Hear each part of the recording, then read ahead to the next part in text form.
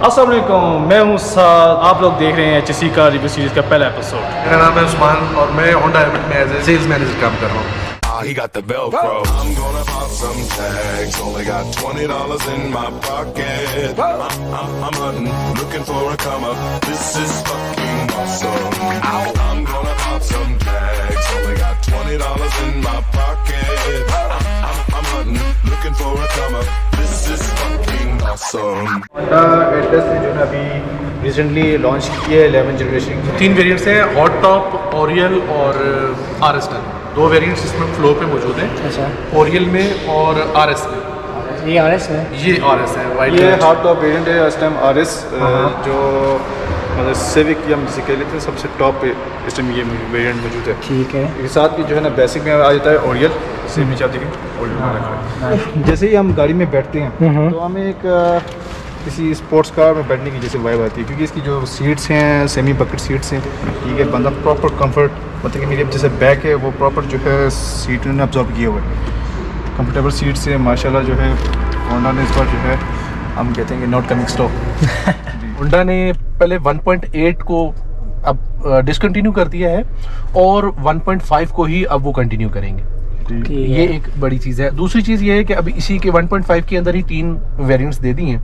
अच्छा, तीनों turbo engine के साथ हैं, तीनों 1.5 हैं, लेकिन जो बेसिक डिफरेंस है बाकी 2 में, ओरियल में और दूसरी स्टैंडर्ड में और देन RS में, वो फ़र्क जो है वो सिर्फ और सिर्फ इसके ट्रांसमिशन का है। ठीक हो गया। यानी पहले वाले जो दोनों वेरिएंट हैं उनके अंदर जो ट्रांसमिशन है वो CVT है, लेकिन वो CVT MCVT है। अच्छा, जी। जो RS में है ये LLCVT ट्रांसमिशन, टर्बो चार्जर का रीडिज़ाइन है।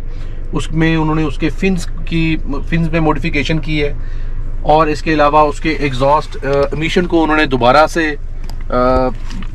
ताकि वही चीज़ दोबारा से कंटिन्यू हो सके। पहले की जो टर्बो आ रही थी उसमें आपके बाकायदा आपकी बुकलेट के अंदर होंडा रिकमेंडेशन दे रही थी कि जी सिर्फ और सिर्फ आप इसको हाई ऑक्टेन पे चलाएं, या रिकमेंड कर रही थी कि आरजी तौर पर आप इसे सुपर पे चला सकते हैं, लेकिन आप इसे हाई ऑक्टेन पे चलाएं। रॉन 87 चल रहा था सुपर में और रॉन 91 चल रहा था ऑक्टेन में। 90 ऊपर, अब 91 हो चुका है सुपर में और रॉन 97 जो है वो जी ऑक्टेन में आ गया। ठीक हो गया। अब ये जो डिजाइन की गई है गाड़ी, ये रॉन 91 के हिसाब से डिजाइन की गई है, यानी कि आप हाँ सुपर पेट्रोल पे जी आप इसको चला सकते हैं और ये डिजाइन ही उसके लिए की गई है। यानी अब आपको हाई ऑक्टेन डलवाने की जरूरत नहीं है। अच्छा, इसमें ड्राइव मोड्स की तब्दीली अब मैं आपको दिखाता हूँ कि उसका इफेक्ट आपके मीटर पे कैसे आएगा और ये कहाँ से ऑपरेट होता है। आप इसको ड्राइव मोड्स पहले तो सरोज भाई ये दिखाइएगा अपना साथ भी। ठीक हो गया। ये ड्राइव मोड्स का बटन यहाँ पे है और उसके बाद आप स्क्रीन पे अच्छा स्क्रीन पे लगाएं। अब ये देखें, मैं इसको ऊपर की तरफ मूव करता हूँ तो ये स्पोर्ट्स मोड में चलेगी गाड़ी। जी देन मैं नीचे की तरफ लाता हूँ तो नॉर्मल और फिर इकोनॉमी मोड। ठीक है। ये तीनों मोड्स आप ये ड्राइव मोड से यहाँ नीचे जो आपको बटन दिया गया है जी यहाँ से आप इसको सिलेक्ट कर सकते हैं अपने मोड के हिसाब से, जैसी भी ड्राइव आप चाहते हैं। अगर आप नॉर्मल ड्राइव चाहते हैं, अगर आप इकोनॉमी ड्राइव चाहते हैं, या अगर आप स्पोर्ट्स ड्राइव चाहते हैं, तो आपने जस्ट इस बटन को पुल करना है, पुश करना है ऊपर और नीचे की तरफ और आप उसी ड्राइव का मजा ले सकते हैं। आप इसके अंदर ये ग्रीन कलर की एक लाइट देख रहे हैं जो जिसके अंदर हाँ होंडा सेंसिंग। ओके। ये ऑलरेडी आपके नॉलेज में भी है, आपको पता है। ये एक नई टेक्नोलॉजी जो होंडा सेंसिंग की है वो सिर्फ RS टर्बो के अंदर ही अवेलेबल है। ओरियल के अंदर नहीं है, स्टैंडर्ड के अंदर नहीं है, सिर्फ RS के अंदर है। देख रहा हूँ कि इसमें ड्यूल जो है एसीज हैं। जी ठीक है। ये होंडा ने मतलब कि फर्स्ट टाइम जो है अपनी दिए कि इंडिविजुअली बिल्कुल जो है पैसेंजर वाला अपना अलग जो है कंट्रोल कर सकते हैं। बिल्कुल। अब मैं आपको इसको ऑपरेट करके दिखाता हूँ। ये आपने AC ऑन कर लिया है। अब चूंकि आपने ये सैनिक का बटन दबा हुआ है, जी सिंक का बटन है, जी इसको हम बंद कर देते हैं।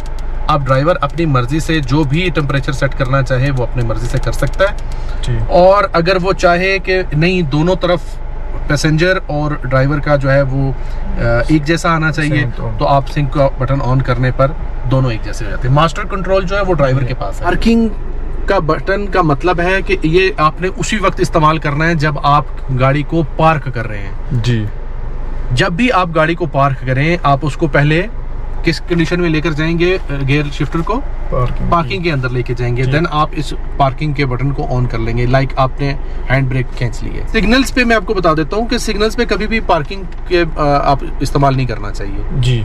उसको आपको ब्रेक होल्ड का बटन दबाना चाहिए। अडैप्टिव क्रूज कंट्रोल बेसिकली है क्या, ये काम कैसे करता है, इसका फंक्शन किस तरह से ऑपरेट होता है। जब भी आप गाड़ी को ऑन करते हैं तो होंडा सेंसिंग के तमाम फंक्शंस ऑन होते हैं। होंडा सेंसिंग के अंदर इस टाइम 5 ऑप्शंस हैं, 5 उसके अंदर नए फीचर्स दिए गए हैं। एक पैकेज है यूटिलिटीज का, एक पैकेज है पूरा सेंसर्स का। तो उसमें सबसे पहले है कोलिजन मिटिगेशन ब्रेकिंग सिस्टम है, दूसरा रोड डिपार्चर मिटिगेशन सिस्टम है, आपका लैन कीपिंग असिस्टेंट है, चौथा आपका अडैप्टिव क्रूज कंट्रोल का है, और इसके बाद 5वां लीड कार नोटिफिकेशन का है। देख रहे हैं कि जो है बड़ा एक अच्छा सा कलर टोन एक दिया हुआ है कि रूफ का जो है कलर भी है ना ब्लैक दिया हुआ है। पहली दफ़ा ऐसा है कि इंटीरियर, हमारे पास जितने भी कस्टमर्स आए हैं अभी तक, वो इसके इंटीरियर को लेके वो इतने खुश हुए हैं कि ये फर्स्ट टाइम ऐसा हुआ है कि इतना खूबसूरत इंटीरियर होंडा ने दिया है। जी, हमेशा की तरह जो है सिविक की डिग्गी माशाल्लाह बहुत बड़ी डिग्गी है। बहुत बड़ी डिग्गी है जी।